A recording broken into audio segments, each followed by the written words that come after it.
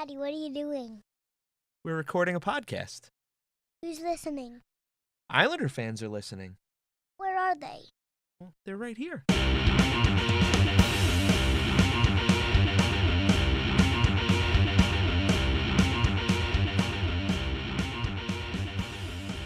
Welcome to the Isles Faithful Podcast with your host, Michael Sherline.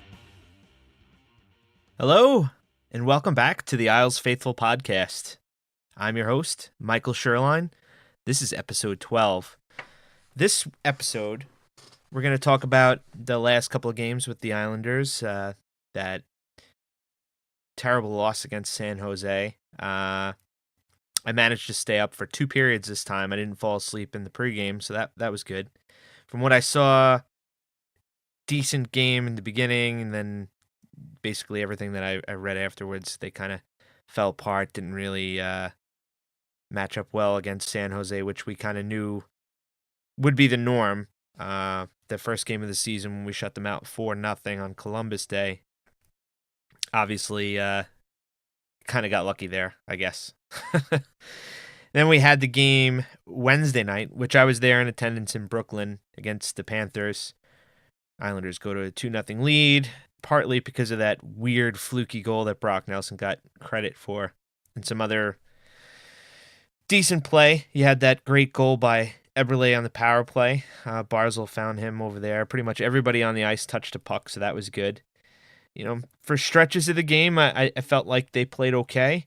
Then for other stretches, both teams just looked slow and methodical. It seemed like the Islanders were extremely timid in almost every facet of the game.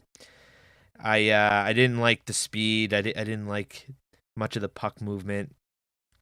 I don't know if it was a matter of just the Islanders obviously playing sporadically, and we've said this before, you know, they had stretches of 5 days and 4 days and now 3 days before this game, and then you have a game tomorrow now. It just kind of drips and drabs the way the season's starting. Hard to get any kind of flow, so I kind of blame part of that. Part of not being able to score is another big issue as well.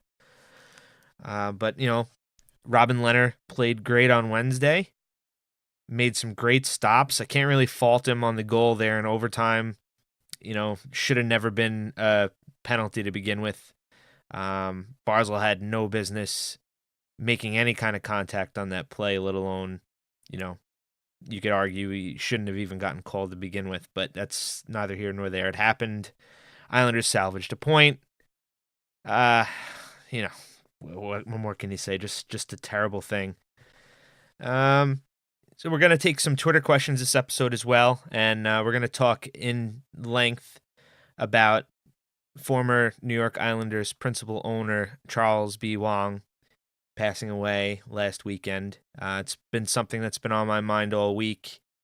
You know, I don't want to say it hit me terribly hard on over the weekend, but, you know, it definitely made me feel for his family, and having known Charles like I did, and having firsthand interaction with him, you know, hits a little closer to home than if I didn't know him at all. So, you know, you feel for the family, and my family's been touched by cancer as well. So I understand what they're going through. Now, also, in addition to the Twitter questions, where I had posted a thread on the Isles Reddit, and also asked a bunch of people on Twitter as well for some of their own memories of Charles and their interactions with him as fans. So I think it's pretty interesting in that regard, and, you know, we'll see where it goes, see where it takes us. It was a nice little trip down memory lane, and a good way to memorialize him, because a lot of fans kind of got on him for being the quirky owner that he is, or was, I should say. And, you know, part of that is earned. Part of that, I think, is just overreaction. For the most part, I felt like he was a good owner. He did what he said he wanted to do, and that was keep the Islanders on Long Island. We detoured briefly to Brooklyn, I think only as a last resort, just to keep them as local as possible. And obviously we know that didn't really work out, especially as is evident by the game I was at on Wednesday. There wasn't a heck of a lot of fans there, and the atmosphere in the stands matched the atmosphere on the ice, to be honest with you. There was no energy. It was kind of sad to be around, and I still had fun. I was there with some good people, and whatever. I got to see a hockey game, right? But back to Charles. Yep. What more can you say? You have to thank him for what he did for the Islanders in keeping them here, and it had come out in the last couple of days that he was instrumental in the Belmont project moving forward. He really lobbied for that, and hopefully the Islanders and Islanders ownership honor his legacy in some form at Belmont.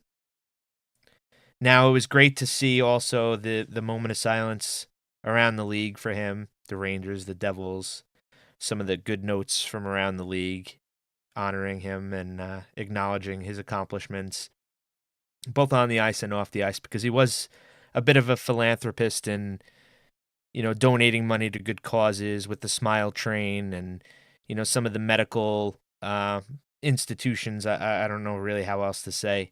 I know he has like a big thing at Stony Brook. He has a medical center named after him in Queens and just stuff like that. It's just good to see. I mean, he touched a lot of people's lives, good or bad, and, came here at a young age from another country and made himself what he was. So we'll remember him for that as well.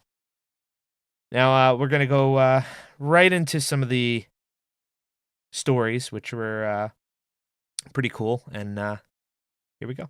All right, the first person with a story to share is someone that I go way back with, and that's Dee Carl. Dee is also known as Seventh Woman. She was in the blog box with me for a long time and ran her own blog over at Hockey Buzz and has since stopped writing about the Islanders, unfortunately. But her opinion is still someone's that I respect, and I know for a fact she had a lot of interactions with Charles. So these are a couple of her stories. She begins with, "The first time I met Charles Wang was at some party held at Dave & Buster's in Westbury at the Source Mall. I don't remember the year, but the Isles player featured guest was Alexei Yashin. The team was not doing well, but the crowd was large and the line for Yashin's autograph was long. Behind a table against the wall stood Yashin and his new boss, Charles Wang. When I finally reached the table carrying the Yashin jersey my husband had bought me, Mr. Wang went to hand Yashin a new Sharpie to sign it, and I stopped him. 'No, Mr. Wang. Could you please sign the jersey?' He seemed surprised. 'Me?' And then he smiled broadly. 'Oh, okay.' I told him there wouldn't be any more dark clouds over the Isles that year. He shook the Sharpie up at the heavens. 'From your mouth to God's ears. Thank you.' He was just happy to be there. The self-made millionaire, who was taking a chance on something he had no idea would work, stood handing pens to a hockey player and greeting fans." She goes on to say another story. "My second favorite memory of Charles was during the heated Town of Hempstead board meetings regarding the Lighthouse Project. It was one of the Kate Murray briefings that was being filmed. I took off from work to be there, and it was long. When it finally ended and the camera lights were off, I went to say my goodbyes to run back to work. I said goodbye to Paul Lancy, and when I tried to say goodbye to Charles, he wanted to talk hockey. I was just stunned. He had been grilled for more than an hour about his project, but all he really wanted to talk about was the prospects the Isles had just picked up in the draft. Then he wanted my opinion on one of the rookies. I literally could not speak. His love for the team was always foremost in his mind. His passion for hockey became an unquenchable passion. And on a truly personal level, I always marveled at the fact that whenever I would bump into him at Iceworks or the Coliseum, he was never, ever too busy to walk over me, kiss me on the cheek, and ask me how I was doing. When I read Mark Parrish's tweet about how he would rather greet a player with a hug instead of a handshake, it all made sense." She closes with, "They say only the good die young, and to me, 74 was way too young. God rest your soul, Charles Wang. You'll be sorely missed." I couldn't agree with that sentiment more.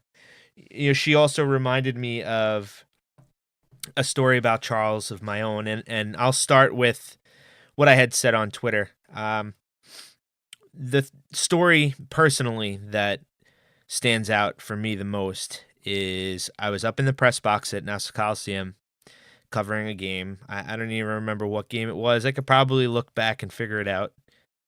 but I went up into the room where the coffee, tea, and snacks and soda and popcorn and everything else that you would find in for the press box fare, I guess you would call it, or as beat writers would call it. And as I was about to walk into the room, Charles was walking out. I stopped to let him pass, and he said, "Oh, Michael, how are you?" And now I must have had like the most dumbfounded look on my face because I had met him numerous times, but I never expected him to remember my name, but he did. And he was like that with a lot of people. And I've learned since that, great business people always remember people's names. It's just part of what makes them successful in business is being personable and knowing, who you're speaking with. But he stuck his hand out to shake my hand, asked me how I was doing, how everything was going, if I needed anything, and said, "I just wanted to wish you and your family a very Merry Christmas, give my best to everyone." And that was a moment that just kind of took my breath away. Like, here is a guy who, it is the owner of the team that I'm a fan of, number one, but number two, that I was covering. And it was just shocking to, like, he knew my name. I was just another face in the crowd, but he knew me enough to remember my name, so that was kind of cool. And then the story that Dee had reminded me of, we had got invited to some sort of meeting at the Coliseum for the blog box. I believe we were going to talk to Garth Snow and at the time Chris Botta. But Charles was there as well because we were in their offices at the time, which were in the basement down, I think, the opposite side of Doolin, somewhere over there. And in comes walking Charles to a very shocked room because at the time, I think it was pretty early on in the blog box, so we weren't really used to, things like that. It was still kind of all new and kind of unique. And the thing that stood out to me the most was he walked in wearing a leather Mickey Mouse jacket. Here's a guy who's worth, at the time, I think Forbes had him as a billionaire. And he's wearing something that any other dad with kids who probably just came back from Disney would maybe be wearing. I mean, not me personally. You can make fun of me on Twitter, but I probably wouldn't wear that. I'd wear a Mickey Mouse shirt maybe. But he came in wearing this black Mickey Mouse jacket. And it had all of, like, Mickey, Minnie, Goofy, Donald, all those characters. So it was kind of funny. He was just like an everyday Joe in that sense. So, I mean, just another story. All right, and we're going to move on to some of the Reddit stories now as well. I don't know if you've ever been to Isles Reddit. Reddit is like a giant message board if you don't know. And there's pretty much everything you could find in there. If you like video games, you could read about video games, computers, sports. There's a sub for the NHL in general. There's one for hockey. There's one for the Islanders. But I had reached out to the moderators over there to ask if it would be all right to post something, and I got a bunch of great stories. So we'll start off with a user named Diogenes Toast. I was a graduate student finishing my theses at Hofstra around the time when the Lighthouse discussions were happening. I'm sitting in my booth writing my paper and sipping on coffee till I saw him stroll through the cafeteria and I shouted, "Just build it!" He turned back to look at me and smiled and sat down across from the booth, and we had a quality 2-minute conversation. I mentioned I was an Isles fan, and he preached how hard he is working to make the project happen. He was playing politics, but man, he knew how to talk to fans, and I'll never forget that. Another user named Kevin said, Dad sat down with him at the infamous IHOP breakfast right after he purchased the club. Towards the end of the meeting, they were exchanging contact information. My father suggested email, to which Charles Wang replied, "Oh no, I never use email." And that's a funny story. For a technology giant like Computer Associates and for someone who ran Computer Associates, I always found it strange that he never liked email, but, one of the negatives that has been said about him in the accounting practices at CA, which I'm not really going to go into because it's just not really relevant to hockey. But, kind of all makes sense, I guess, in the end, if you don't really want that kind of digital paper trail, so to speak. But that was kind of funny. Now, Kevin also had added another.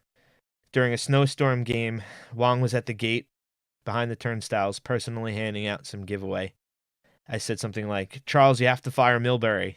He said to me, and just as you pointed out above, not forgetting my name, "You don't know what you're talking about, Kevin." Someone else chimed in with, "Ha, I was at a different snowstorm game against Montreal. We lost 3-0. And Wang was also welcoming folks who braved the weather with free hot cocoa. Was a good dude. Red Zone 17 says, "Growing up, I always went to Islanders hockey camp at Iceworks in Syosset. I was the same age as one of his daughters, and she was in the same group as me. We were probably 12 at the time and became really good friends during the week of camp. Long story short, I went to a hockey game with my friend and his parents later that season and happened to be in the box next to him and his family. They saw me and invited me and my friend's family into their box for food and drinks and games. I just remember they had bubble hockey in their box, which was really cool at the time. I didn't realize how wild this was at the time, but looking back at it, he was just a really down-to-earth guy that loved connecting with fans." So thank you guys for reaching out and giving me some great stories. You can find a link to the Isles Reddit in the description, and I'll post it up on Twitter too, so this way you guys can join the discussion over there if you'd like. It's a really cool place. So now we'll go to the stories I got from Twitter.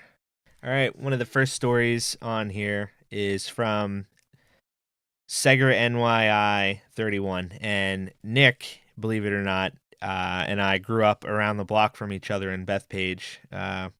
We went to high school together. We played high school hockey together. He was our crazy goalie, or one of our three crazy goalies, if you believe that. It's very Islanders-esque with our rotation of three. Sometimes they would actually play a period each. I don't know. Anyway, he says, "This isn't podcast worthy, but a decade ago I interviewed at New Lion, and Charles Wang was the chairman at the time. As I walked out of the interview room, he walked past and stopped and asked me how it went and wished me luck. Got offered the gig, but took another job a week earlier. Too bad for me." Yeah, it's another one of those things, Nick, right? He was just a very personable guy, and I think he genuinely cared about people. So it's a shame that you didn't get a job there. That would have been pretty cool. We would have actually ran into each other a couple times because I was at New Line's office a bunch of times. And then we have a story from Puckfeller, if a guest on our podcast in episode 11 when we had the Discord chat.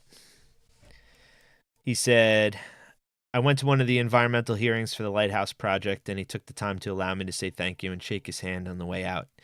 Even after obvious frustration, I believed in him and supported what he was trying to do, so it felt really good to get that at the time."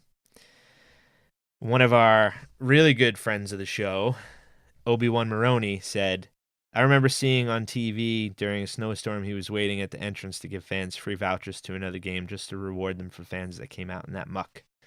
Now, if you remember previously, there was another time when he announced to everybody he wanted them to sit in the lower bowl for braving the storm. It was the same game that everybody got a free hot chocolate, and I think it was free refreshments as well, or food, I should say, popcorn or hot dog or pizza.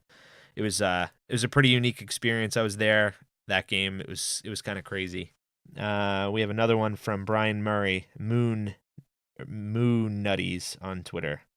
"Can't remember year or game, but shortly after the purchase, friend and me sitting in section 324, and Charles and Kumar walked to the top row and began shaking hands and talking, reassuring us Isles are staying. Hashtag we are loyal." Isles Thoughts says, "The day after we got Boychuk and Letty, the Isles were holding their annual Adventureland signing event. People kept walking up to Garth saying thank you, to which Garth would say, 'Don't thank me, thank him,' pointing to Charles." Amy Isles fan 1, which is Amy Claire, said, "There was a major snowstorm, but the other team was already here, so the game was on. Around 5,000 diehard fans, including my crazy self, made our way to the Coliseum, and there on the concourse was Charles Wang offering free hot chocolate to the fans who braved the storm." So clearly a lot of you crazy followers out there braved that snowstorm.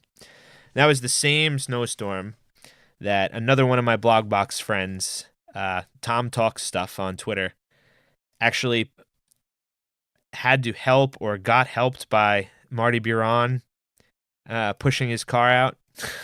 So it wasn't just Charles that was being nice that day. That was another funny story. I'm sure that that Tom will correct me if I'm wrong. But I you know what? Now that I'm thinking of it, I think Tom actually helped Marty push his car out.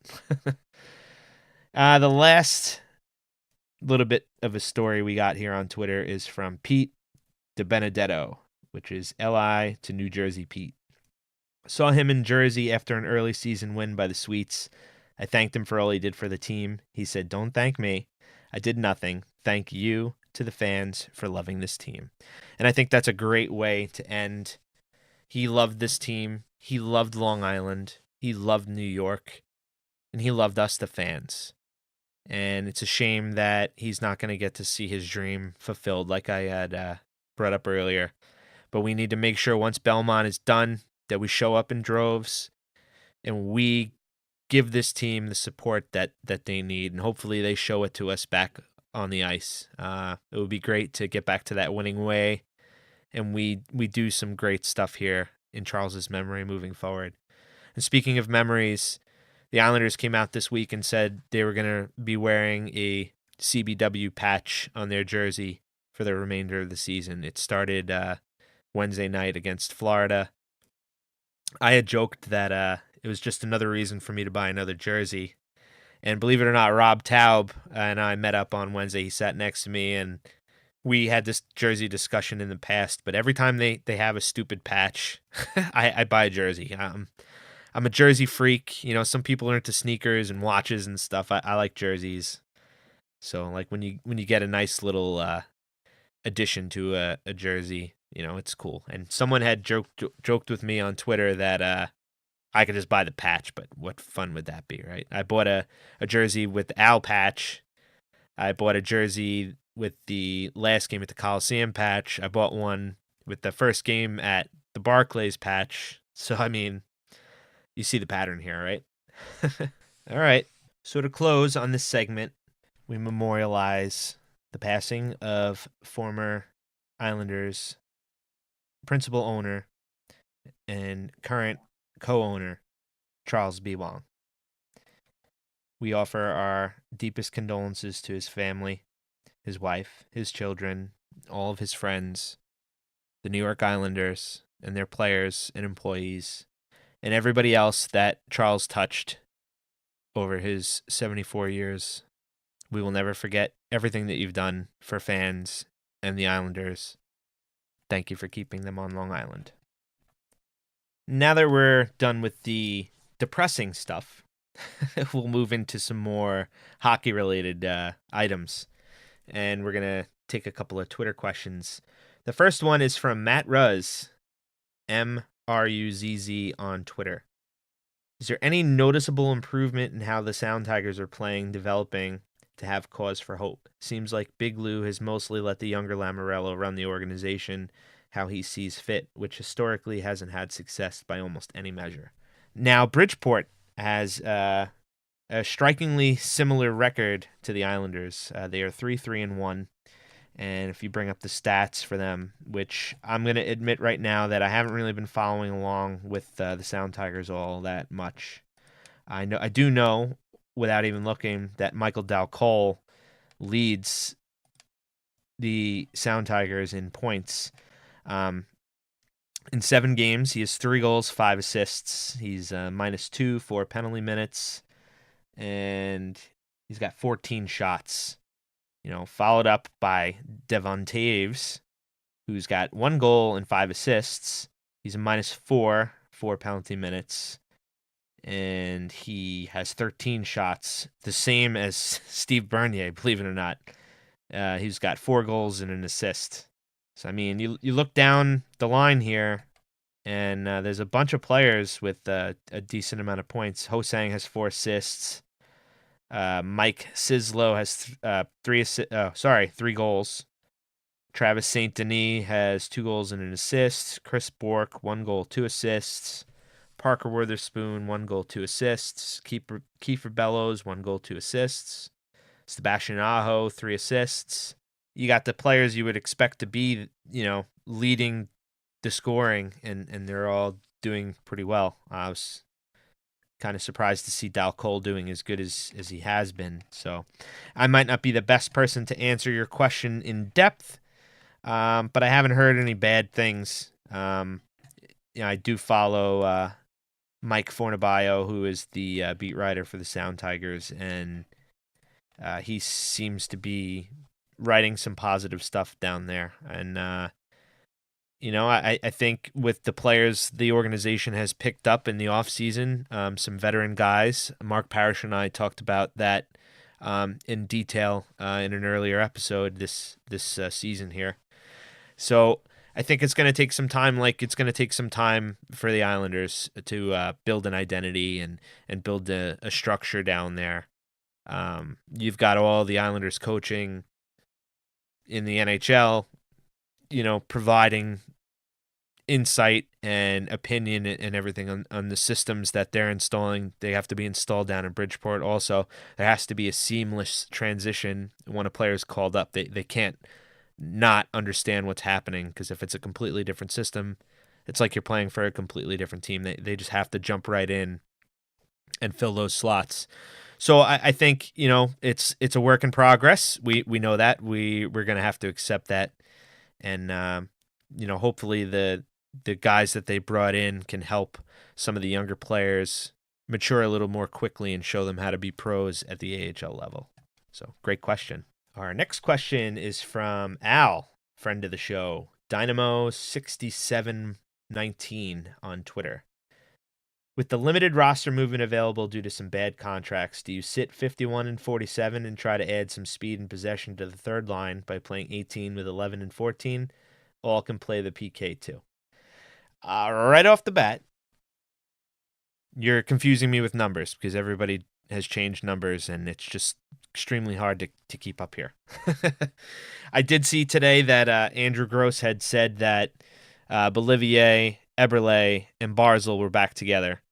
And you had Nelson, Lee, and Bailey, I believe. So that should be interesting. Ladd got moved down to the third line as much as he's played well. I don't think that they're really going to sit anybody other than Kuhnhackl and Ross Johnson. So we got Ladd, Fippola, Komarov, and Martin Cizikas Clutterbuck, which, you can't separate the best fourth line in hockey, right? They've been playing pretty good. Wednesday, they seemed like they were good. They were all over the ice. They made a couple of big hits. I also think they took a couple of penalties, but I think that's a byproduct of that energy line sometimes. So it's a tough question. I keep saying this. I'm like so bad at analysis, but yet here I am. I'm podcasting. So come on, Mike.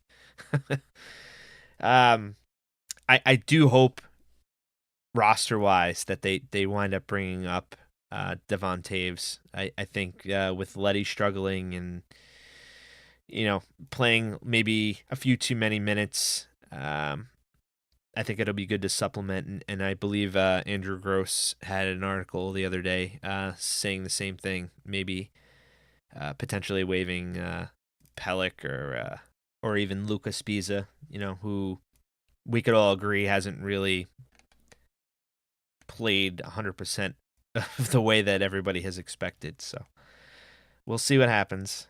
The last question we have for this episode is from LTP3, known as JGP Dad on Twitter.